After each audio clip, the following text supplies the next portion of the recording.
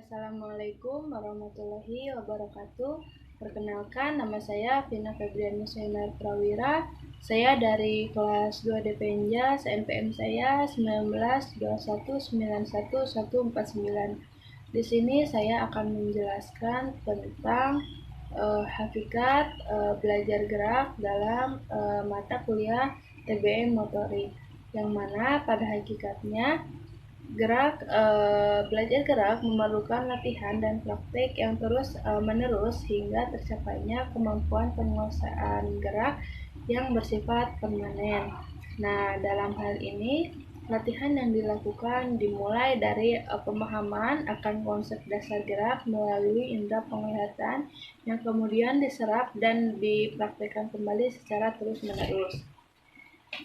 Kemudian dalam ilmu fisika, gerak diartikan sebagai suatu proses pemindahan benda dari posisi satu ke posisi yang lainnya.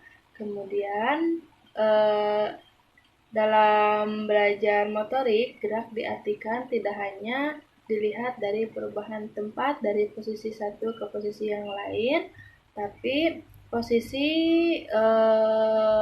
belajar motorik perubahannya tidak hanya dilihat dari perubahan tempat, posisi, kecepatan tubuh manusia dalam melakukan aksi-aksi motorik dalam olahraga, tetapi juga dilihat atau diartikan sebagai hasil atau penampilan yang nyata dari proses-proses motorik.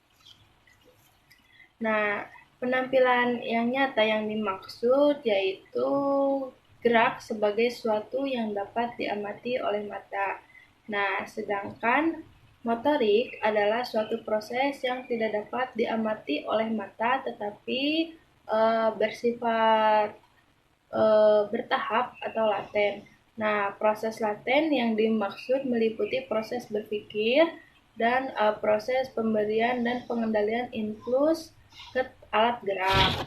Kemudian gerak dikatakan punya nilai yang sangat strategis bagi manusia karena berfungsi sebagai alat komunikasi yang handal. Kemudian melalui gerak, manusia dapat berkomunikasi satu dengan yang lainnya.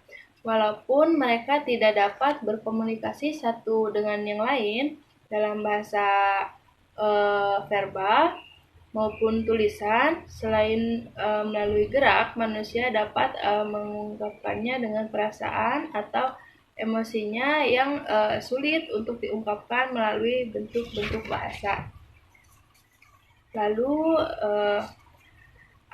adapun fungsi gerak bagi manusia yaitu fungsi produktif, yang mana manusia adalah makhluk yang aktif melakukan interaksinya dengan lingkungan, baik dalam upaya mempertahankan eksistensinya maupun memecahkan persoalan yang dihadapinya, dan juga upaya mencapai tujuannya.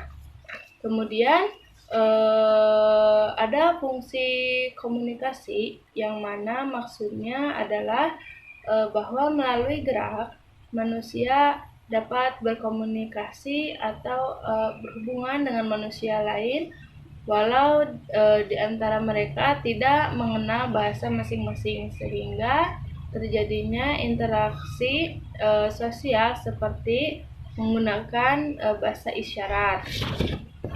Kemudian yang ketiga ada fungsi eksplorasi, yang mana maksudnya adalah gerak manusia dapat menyelidiki keadaan ataupun aturan-aturan yang ada di lingkungannya.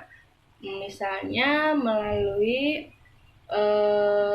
gerak berenang, ketika manusia dapat mengetahui apakah manusia tersebut mengalami bahaya atau tidak. Jadi dalam gerak kita bisa melihat situasi orang yang sedang berenang tersebut, apakah dia bisa melakukan gerakan atau aktivitas berenangnya dengan baik atau tidak.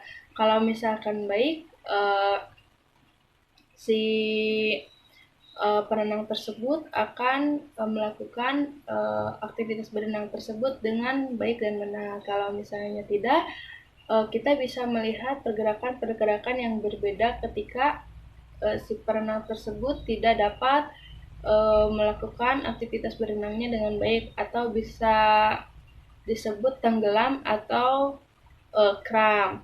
Kemudian adapun macam-macam gerak tubuh manusia, yaitu ada gerak ekstensi yang merupakan gerak meluruskan tangan. Nah, biasanya ketika kita akan melakukan olahraga, kita akan melakukan pemanasan terlebih dahulu yang disebut rentangkan tangan. Kemudian ada gerak fleksi yang merupakan gerak menekuk tangan. Contohnya seperti ketika kita memberikan semangat kepada teman kita. Kemudian gerak siku, lutut, dan ruas jari juga termasuk ke dalam gerakan fleksi. Kemudian yang selanjutnya ada gerak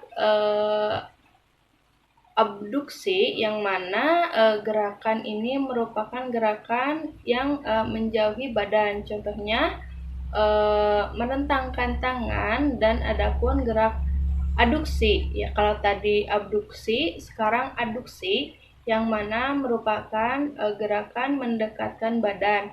Misalnya menggenggam balikan tangan ke posisi awal setelah merentangkan tangan, seperti kita mengembalikan posisi tangan kita dari yang tadinya merentangkan tangan, kemudian sikap sempurna seperti biasa lagi untuk melakukan aktivitas pemanasan. Mungkin hanya itu yang bisa saya sampaikan. Mohon maaf apabila banyak kesalahan karena saya masih dalam tahap belajar. Wabillahi taufiq wal hidayah. Wassalamualaikum warahmatullahi wabarakatuh.